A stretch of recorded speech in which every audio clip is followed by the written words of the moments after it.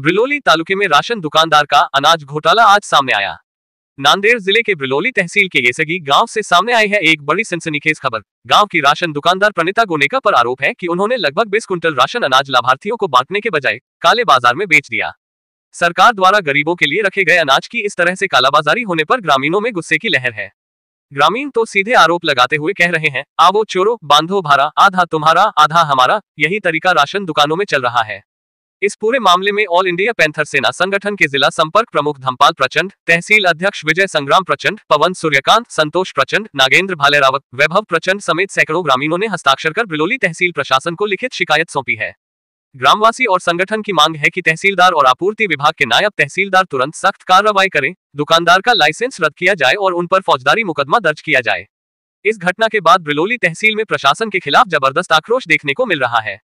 Maharashtra TV 9 के bureau chief Sanjay Kumar Bilolikar की खास रिपोर्ट।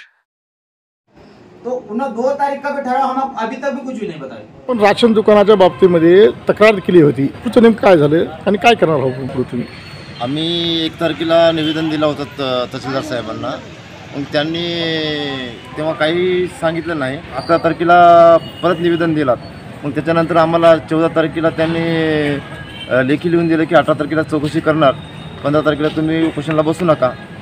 मग त्याच्यानंतर 18 तारखेला चौकशी करण्यात आली आणि चौकशी केल्याच्या नंतर ते स्वस्त धान्य दुकानदारांनी 22 क्विंटल काहीतरी माल शिल्लक दाखवलं।